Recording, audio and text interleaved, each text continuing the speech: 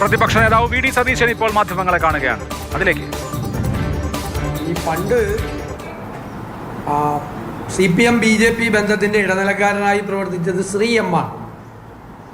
ഇപ്പോൾ CPM BJP ബന്ധത്തിൻ്റെ ഇടനിലയായി പ്രവർത്തിക്കുന്നത് PM ശ്രീയാണ്. അതാണ് വ്യത്യാസം.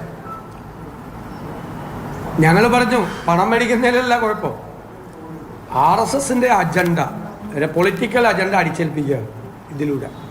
അതിനെ എതിർക്കാൻ പോലും ഗവൺമെൻറ് തയ്യാറായിട്ടില്ല. ഒരു ഡിസെൻറ്റ് നോട്ട് പോലും കൊടുത്തിട്ടില്ല.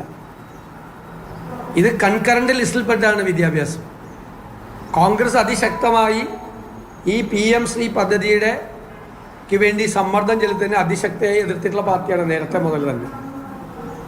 ഈ പദ്ധതി കൺകറന്റ് ലിസ്റ്റിലുള്ള സംസ്ഥാനത്തിനും കേന്ദ്രത്തിനും തുല്യ അധികാരമുള്ള വിദ്യാഭ്യാസ കാര്യത്തിൽ സംസ്ഥാനങ്ങളുടെ മീതെ കേന്ദ്രത്തിൻ്റെ നയം അടിച്ചേൽപ്പിക്കാനുള്ള ശ്രമമാണ് എന്ന് പല പ്രാവശ്യം ആവർത്തിച്ച് ആവശ്യപ്പെട്ടിട്ടുണ്ട്.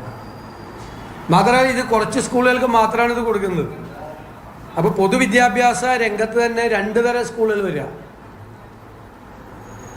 NEP-യെ അടിച്ചേൽപ്പിക്കുക, നാഷണൽ എഡ്യൂക്കേഷൻ പോളിസിയെ, പുതിയ പോളിസിയെ. ഇതിനൊന്നും ഒരു തരത്തിലുള്ള, ഇതെല്ലാം വലിയ വീരവാദം മുടക്കിയതാണ് നേരത്തെ.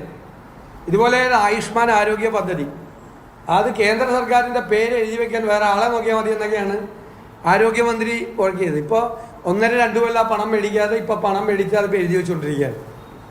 ഇതും എല്ലാ സംഘടനകളും അതിശക്തിയായി ഇതിനെ എതിർത്തു. CPM ഇതിനെ എതിർത്തു. CPM കേന്ദ്ര കമ്മിറ്റി അതിനെതിരായ നിലപാടെടുത്തു. CPM കേന്ദ്ര കമ്മിറ്റിയുടെ നിലപാടിനെതിരായിട്ട് പോലുമാണ് CPM ഭരിക്കുന്ന സംസ്ഥാനത്തെ മന്ത്രിസഭ PMC പദ്ധതിയിൽ ഇങ്ങനൊരു നിലപാട് ആരോടും ആലോചിക്കാതെ ഒറ്റയ്ക്കൊരു പാർട്ടി, ഒരു മുന്നണി ഭരിക്കുമ്പോൾ മുന്നണിയിലെ ഘടകകക്ഷികളും മന്ത്രിമാരുമായിട്ട് പോലും ആലോചിക്കാതെ, പ്രതിപക്ഷമായിട്ട് പോലും ആലോചിക്കാതെ ഇങ്ങനെ ഒരു ഏകപക്ഷീയമായ തീരുമാനമെടുത്ത്, ഇത് മുഖ്യമന്ത്രി പോയി പ്രധാനമന്ത്രിയെ കണ്ട് അവരുടെ ഒരു രാഷ്ട്രീയമായ ഒത്തുചേരലിൻ്റെ ഭാഗം കൂടിയായിട്ടാണ് ഈ പദ്ധതിയിൽ ചേരാൻ വേണ്ടിയിട്ടുള്ള ഈ തീരുമാനം.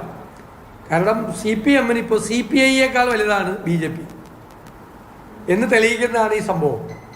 രണ്ടാമത്തെ സുപ്രധാനമായ ഘടകകക്ഷിയായ CPI-യേക്കാൾ വലുതാണ് CPM-ന് കേന്ദ്രം ഭരിക്കുന്ന BJP എന്ന് ബോധ്യപ്പെടുത്തുന്നതാണ്.